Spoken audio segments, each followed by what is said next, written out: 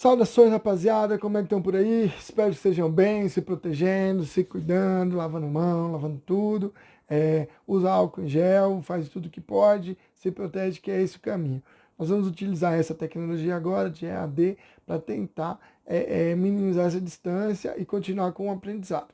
Então, vocês estão com o nosso processo aqui de vídeo, vai ter também o nosso encontro no Hangouts e também vai ter os nossos encontros ali que vocês vão fazer as atividades que a gente vai propor. Então, vamos acompanhar tudo. O objetivo aqui é falar um pouquinho da filosofia antiga. Então, fazer um grande resumão. Porque por terceirão é resumão. Então, é interessante que você tenha essa noção aí. Olha o vídeo, pergunta se depois, se você quiser, vai anotando, pausa, né? Vai dando seu jeito aí, que depois no Hangout a gente vai conversando, tá certo? Então, filosoficamente falando, o que é a filosofia? Filosofia é todo esse processo de racionalização, de questionamento, de dúvida, né? Daquelas três perguntinhas que a gente falou: o que, o porquê e o como. Então, organizando tudo isso, desenvolvendo uma rede de conhecimento. A sociedade grega, ela estava num índice de desenvolvimento, num patamar, chamar assim, que levou ela uma necessidade de racionalização. Precisava, então, de coisas mais racionais. E aí, veja que interessante, nessa racionalização a gente desenvolveu um modo filosófico de pensar, criando um sistema, criando uma visão racional, eliminando o sobrenatural. Então, a filosofia inicia questionando o mito. Isso é muito colocado. O mito, porque o mito vai gerar o senso comum. Então, o senso comum, ele geralmente é preconceituoso, ele é prático e ele dá certo. Então, geralmente, a gente está vivendo isso agora. A pessoa pensa assim, no senso comum: ah, mas tem esse vírus aí, mas é só uma gripezinha, é só uma coisinha boba. Sim, você não sabe como o corpo vai reagir, né? Então, a gripezinha que foi colocada, a gente não sabe como que vai reagir, como que o corpo vai dar os sinais, como que vai afetar, né? Então não significa que você está imune a esse vírus, né? Mesmo que o seu corpo consiga desenvolver uma forma de combatê-lo, mas mesmo assim você ainda tem os efeitos dele, uma forma de passar, de contaminar outras pessoas. Então, esse é o grande ponto. O senso comum, ele pensa nas coisas que são práticas. Ah, isso é fácil, a gripezinha, eu resolvo isso fácil, então eu não preciso me preocupar. Né? Então, sendo que na prática, se você parar um pouquinho para pensar, né, uma gripezinha que já matou tanta gente, então não é uma coisa assim tão simples.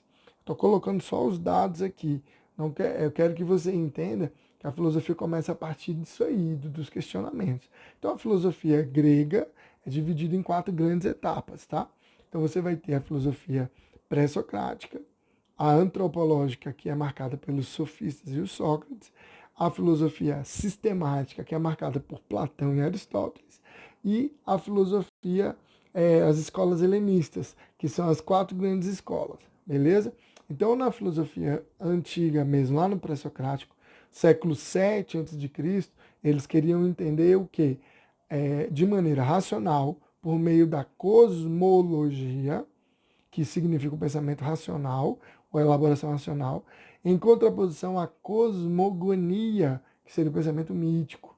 Então eles queriam, contrapondo essas ideias, chegar numa questão muito profunda, que era a questão de como que se organizavam os processos naturais, os princípios naturais. Então essa é a ideia que eles vão colocar. Vai ser dividido em vários autores: Tales, Heráclito, Parmênides e outros que eu vou mostrando.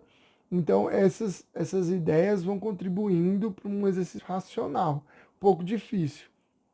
Agora, uma coisa importante: foca no gordinho. Não significa que todo mundo que estava pensando em natureza estava nesse período. Alguns autores depois, ou contemporâneos a Sócrates, e eles vão ser encaixados como pré-socráticos, beleza? Depois vem o sofista.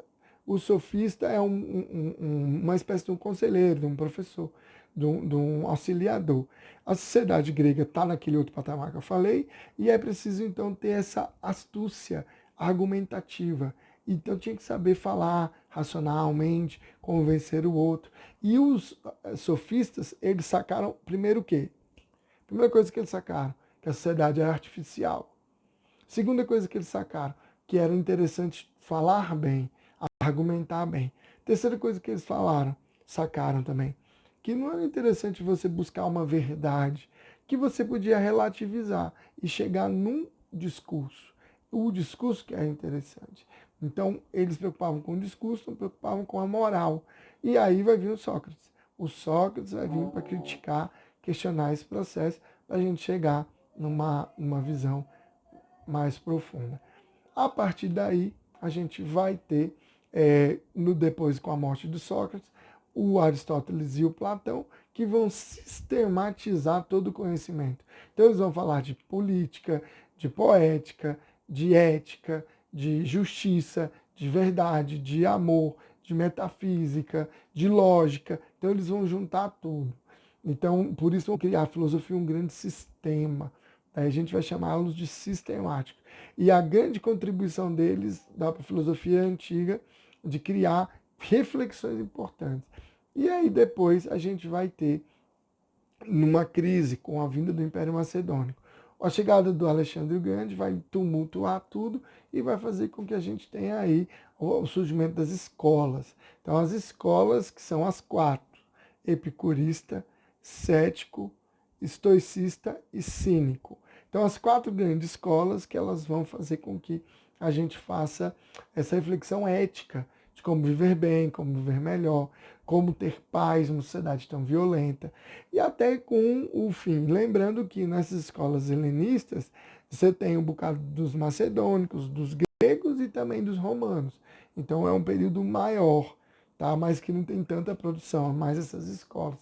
E aí, escola no sentido de união de pensamento, tá? Não é a galera sentada lá estudando, não. O cara ali pensa assim, um romano pensa também parecido, um outro lá sei lá, em Israel pensa parecido. Então aí você tem essa formação aí das escolas, tá? Com o fim dessas escolas, com o fim do Império Romano, aí você começa a Idade Medieval, que a gente vai discutir para frente. Beleza? Então, vamos acompanhando os materiais que a gente vai colocar lá e em breve a gente se encontra. Um grande abraço a todos e até breve.